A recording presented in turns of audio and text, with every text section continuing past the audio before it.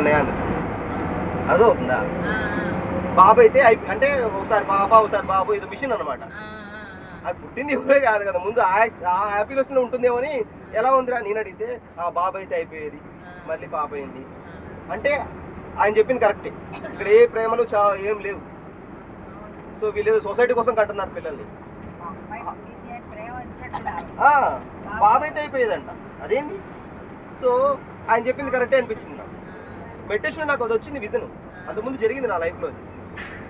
So ఆ తర్వాత ఏం చెప్పారు, అప్పుడు నేను జాబ్ లెఫ్ట్ చేశాను కదా, సరే మనీ ఎన్ కోసం ఏం చేయాలి, ఎలాంటి జాబ్ చేయాలి అది ఇది అని చెప్పేసి నేను అనుకుంటున్నాను. సో అప్పుడు వీరు ఏం చేశాడంటే నాకు ధ్యానాంధ్రప్రదేశ్ బుక్ ఇచ్చి చదవమన్నాడు. నేను చాలా కన్ఫ్యూజ్గా ఉన్నాను. రెండోసారి అక్కడికి వెళ్ళాను, ఆనందప్రసాద్ వీళ్ళందరితో వెళ్ళాను. ఇక రెండోసారి ఈయన చూసి నన్ను ఈ బుక్ చదువు అని చెప్పి ఇచ్చాడు చేతికి. ధ్యానాంధ్రప్రదేశ్ అప్పుడు, ధ్యాన జగత్ కాదు. సరే ర్యాండమ్గా ఒక పేజీ తీసా. ఆ పేజీలో ఏముందంటే తనకు కూడా చెప్పలేదు ఇప్పుడు వరకు. ఆ పేజీలో ఏముందంటే అప్పుడు నాకు క్వశ్చన్ ఏంటి, నేను ఏం జాబ్ చేయాలని. ఆయన ఆ బుక్ ఇవ్వగానే అందులో యూఎస్లో ఎంఏ చేసిన ఒక స్టూడెంట్ అడుగుతున్నాడు, sir what should I do sir, software job hardware job అని ప్రతిసారి. సార్ ఏమంటాడంటే ఒరే పిచ్చరా కొడక, అలాంటి జాబులు చేయడానికి భూమండలం మీద చాలా మంది ఉన్నారు, ఒక బుద్ధుడి పోస్టు, జీసస్ పోస్టు, కృష్ణుడి పోస్టు ఖాళీగా ఉన్నాయి, ఈ జాబులు ఎవరు చేయాలరా అన్నాడు.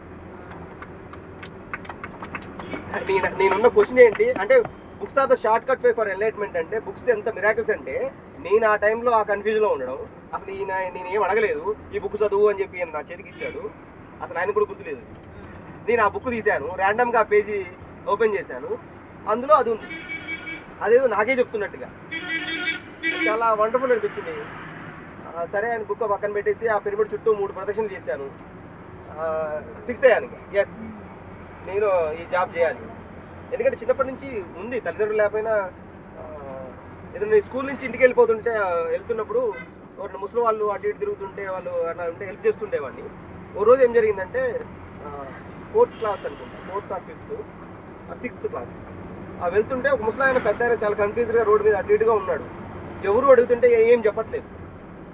లంచ్ టైం అనమాట, వెళ్ళిపోయి మళ్ళీ తినేసి మళ్ళీ మధ్యాహ్నం స్కూల్కి వెళ్తాం కదా, ఆయన ఏం చెప్పట్లేదు, ఎంత అడిగినా చెప్పట్లేదు. సరే అని చెప్పి నేను ఆ బ్యాగ్ ఆడ పక్కన పెడేసి ఆయన ఇంటింటికి తీసుకెళ్ళి అడుగుతున్నాను, ఈయన మీకు తెలిసిన ఆయన, ఆయన మీకు తెలిసిన ఆయన, ఆయన మీకు తెలిసిన ఆయన. ఆ స్ట్రీట్ అంతా తిరిగాను ఖమ్మంలో. ఎప్పుడు తెలుసా, మధ్యాహ్నం 1:30 నుంచి సాయంత్రం 6 దాకా తిరుగుతూనే ఉన్నాను ఆయన పట్టుకొని. ఎప్పుడో 7:30కి 8 ఒక ఆవిడ నేను అడగకముందే కోపడుతుంది. నాకు అర్థమైపోయింది ఇండికేషన్ అంటే ఈయన వాళ్ళకి సంబంధించిన కోడలు అనమాట. ఆవిడ ఆయన వదిలించుకోవాలని ఇక్కడ వదిలేసి వచ్చింది. నేను టకటకి వెళ్ళిపోయి డోర్ కొట్టేసి ఏందమ్మా అట్లా మా మమ్మీ డోర్ వేస్తున్నారు వెళ్ళిపోతున్నారు ఏంటంటే ఏం లేదంటే ఈయన తెలుసా మీకంటే తెలియదు అంటాడు. అందులోపే ఆయన అబ్బాయి వచ్చేసాడు, వాళ్ళ కొడుకు. మా ఫాదర్ ఏంటి, మా ఫాదర్ ఎక్కడ